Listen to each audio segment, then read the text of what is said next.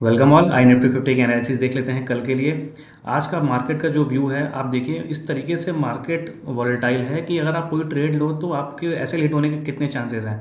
जैसे कि आज हमने हमने क्या बात किया था, पहले उस पर डिस्कस करते हैं और किस तरीके से आज ट्रेड बना।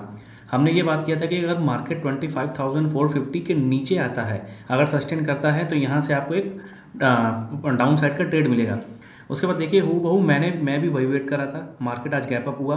उसके बाद जिस देखिए ये वाला जो इस तरीके का मूव था, यहाँ से नीचे आया मार्केट, फिर सीधे ऊपर, फिर नीचे, फिर ऊपर, इतना ज़्यादा वॉलेटाइल था। सेम यही मार्केट इस जगह भी दोहराया। तो मैं क्या किया कि मैं वेट कर रहा था कि अगर 24,450 के नीचे मार्केट आता है तो फिर मैं इस जगह पे ट्रेड लूँगा। तो मैं एकदम एग्जैक्ट इस वाले जगह पे मैं वेट कर रहा था। यहाँ पे क्या हुआ, एक बार मार्केट इस जगह को आया, 25,450 को टेस्ट किया, वापस गया। तो मैंने इस जगह पे एक लेवल मार्क करके रखा था, जो ही इसको ब्रेक करेगा मैं ट्रेड लूँगा। ये वाला लेवल था, यहाँ पे मार्केट इसको ब्रेक करता है, वापस आता है, बहुत अच्छा लेवल भी दिख रहा था, मतलब बहुत अच्छा प्रॉफिट भी दिख रहा था। तब भी फिर मेरा ये व्यू था कि हल्का सा रिट्रेस करेगा, फिर मार्केट ऐसे करके नीचे निकलेगा। या ये भी हो सकता है कि अगर यहाँ पे साइडवेज भी होगा तब भी मार्केट क्या कहते हैं मुझे प्रॉफिट दिखाएगा।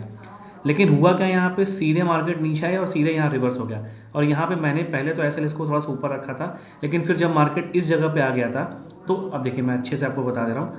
मैंने मैंने यहाँ पे ट्रेड लिया था, इस जगह पे मैंने एसएल रखा था। जब मार्केट इस जगह पे आया था तो मैंने अपने ट्रेड के एसएल को इस जगह कॉस्ट टू कॉस्ट कर दिया था। लेकिन फिर क्या हुआ, मार्केट यहाँ से रिवर्स हो गया और एसएलेट हो गया। उसके बाद फिर मैं तब भी उसके बाद मैं वेट कर रहा था कि कोई ब्रेकडाउन है। इस तरीके से मार्केट साइडवेज हो गया था, मैं वेट कर रहा था कोई ऐसे ब्रेकडाउन आएगा तो दोबारा ट्रेड प्लान करूंगा। लेकिन ऐसा कोई ब्रेकडाउन आया नहीं, इस वाले लेवल के ऊपर मार्केट दोबारा जाके यहाँ पे सस्टेन कर रहा है। तो अब देखिए ये सारी चीज़ें थी। कभी कभी क्या होता है कि आपका व्यू सही होता है और मार्केट आपको ट्रैप कर लेता है। तो यहाँ पे वही था। अब इसलिए अब मैंने थोड़ा सा आगे जाके यहाँ पे कई एसएल नहीं लगाया कि मैं प्रॉफिट बुक कर लेता हूँ थोड़ा सा, जो कि मैं अपना डिसिप्लिन फॉलो कर रहा था कि मेरा ये एंट्री है और मेरा ये टारगेट है, मैं उस टारगेट तक का वेट कर रहा था। अब उसमें हुआ क्या कि मैंने बस अपने ट्रेड को क्या किया, रिस्क फ्री कर दिया, कॉस्ट टू कॉस्ट करके, कि अगर ये ट्रेड मेरा रिवर्स भी होता है तो इसमें मेरे कोई भी पैसे नहीं जाएंगे। तो अब इस तरीके का आज का ट्रेड रहा। अब अगर आप मार्केट देखो कितने दिन से मार्केट किस तरीके से ट्रेड कर रहा है। अगर मैं आपको थोड़े से बड़े चार्ट पे ले जाऊं, अगर आप देखो 1 आवर का टाइम फ्रेम पे मैं आपको दिखा दे रहा हूँ कि मार्केट इतना, आप समझो कि जिस तरीके से कंसोलिडेशन हो रहा है मार्केट में, अब मार्केट होते जा रहा है एकदम नैरो। अब देखो इस जगह पे देखो, अब पहला ये मतलब हाई बना था, दूसरा ये बना था, और इस तरीके से अगर आप इसको मार्क करोगे और नीचे से ऐसे मार्क करोगे तो ये जो कंसोलिडेशन है ये देखो आप कितनी धीरे धीरे धीरे धीरे नैरो होते जा रही है। अब इसका देखिए एक एक और पॉसिबिलिटी है कि अब इसमें हो क्या सकता है। अब अगर मार्केट को मोमेंटम पकड़ना है, या तो मार्केट इस तरफ की ओर निकले या तो मार्केट इस तरफ की ओर निकले। तो अब ये दोनों में से कोई भी मूव आ सकता है। लेकिन अब इसमें जो ये दोनों मूव आएगा, इस दोनों मूव में देखिए कोई बड़ा मूव आएगा।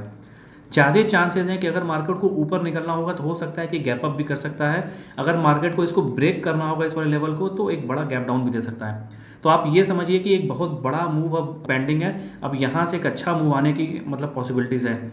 फिर उसके बाद ट्रेंड क्लियर हो जाएगा, हम देखेंगे कि फिर किस तरीके से मार्केट मूव करेगा, तो उस ट्रेंड में हम अपना ट्रेड प्लान करेंगे। अब उसके लिए अब पहले देख लेते हैं कि अब फ्राइडे के लिए हमारा क्या व्यू है। अब कल किस तरीके से ट्रेड करना है, इस वीक का आखिरी ट्रेडिंग सेशन है, उसको भी देख लेते हैं। आइए 15 मिनट चार्ट पे अपना सेटअप देख लेते हैं। अब सबसे पहले देखिए, जो हमने पहले सपोर्ट मार्क किया था अब ये वो वाला सपोर्ट नहीं रहेगा। आज के इंटरडे लेवल के लिए ये वाला सपोर्ट आप मार्क कर लीजिए 25,400 का।